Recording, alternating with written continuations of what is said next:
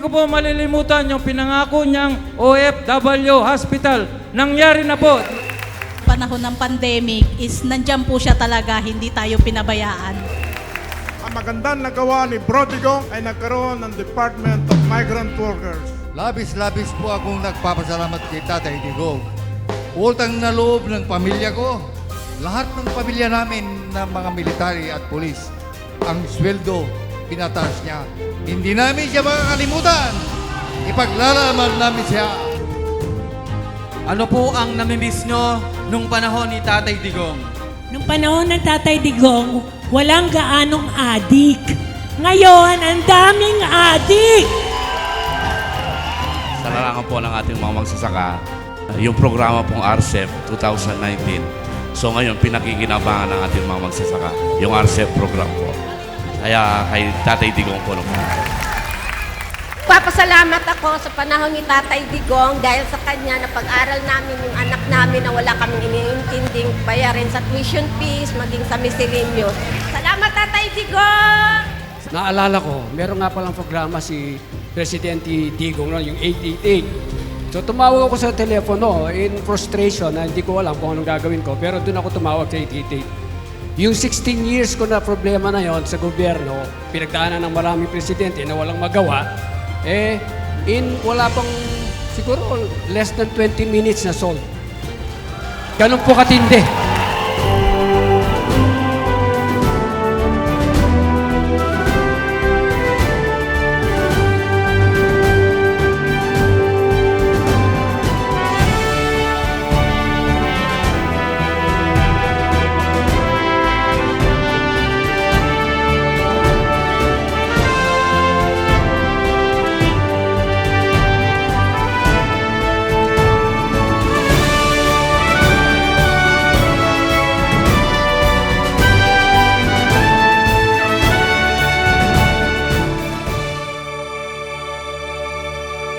Mayor Baste Duterte!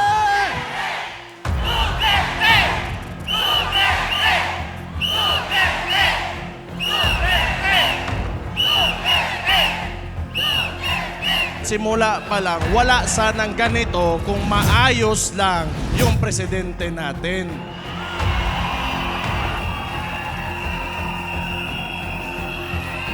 Yung gusto lang natin is the right to express ourselves.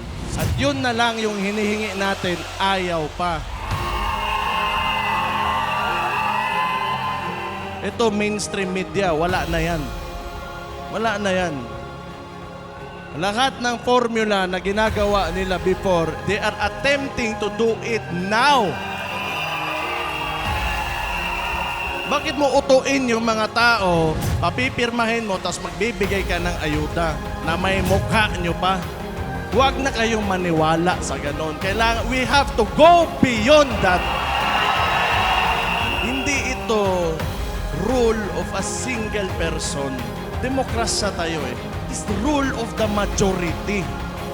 Hindi ibig sabihin na kung anong gusto mo mangyari o gawin mo, yun na yung mangyayari dyan. Kailangan mong pakinggan yung boses o ano yung mga sentimento talaga ng mga tao. And unfortunately now, that is not happening. How can you govern a state or a nation if you do not listen to the majority? Huwag kayo mawawalan ng pag-asa. Fight for your country.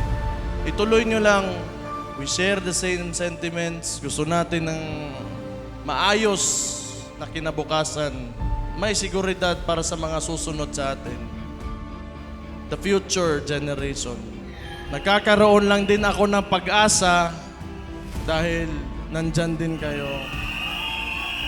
Sa nakikita ko, sa politika ng Pilipinas ngayon, takot lahat.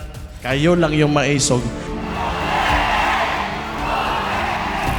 Kasi ganyan ang Pilipino. Nagmamahalan tayo, magkakababayan tayo. We stand up for each other. Yes! Tingin nyo, ang gobyerno natin, mahal nila tayo? Alam nyo kung ano yung mahal? Pagkain! Tubig! Kuryente! Hindi nila tayo mahal. Pero mahal ang pagkain, tubig, kuryente. Pinapabayaan nila tayo.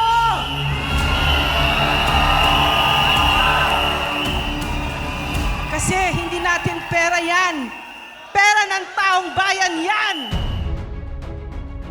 Kahit kailan, pupusta ako sa Pilipino. Tama si PRRD. Tama si Pangulong Duterte. Hindi kilala ng mga ito kung ano at sino ang Pilipino. So magpakilala tayo! Huwag ho kayong mapagod sa pagmamahal at pagmamalasakit sa Pilipinas. Huwag ho kayong mapapagod makipaglaban at makibaka. Huwag ho kayong mapagod sa pagmamahal at pagmamalasakit sa ating mga kapwa Pilipino. Dahil ang presensya nyo ngayon, nagpapakita na hindi tayo papayag na mawala muli ang kalayaan at demokrasya sa Pilipinas.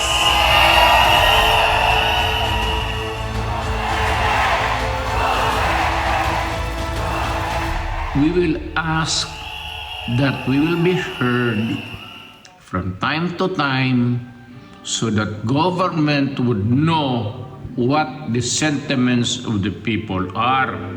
Just the right to be heard. Yan ang importante sa Constitution. The right to be heard.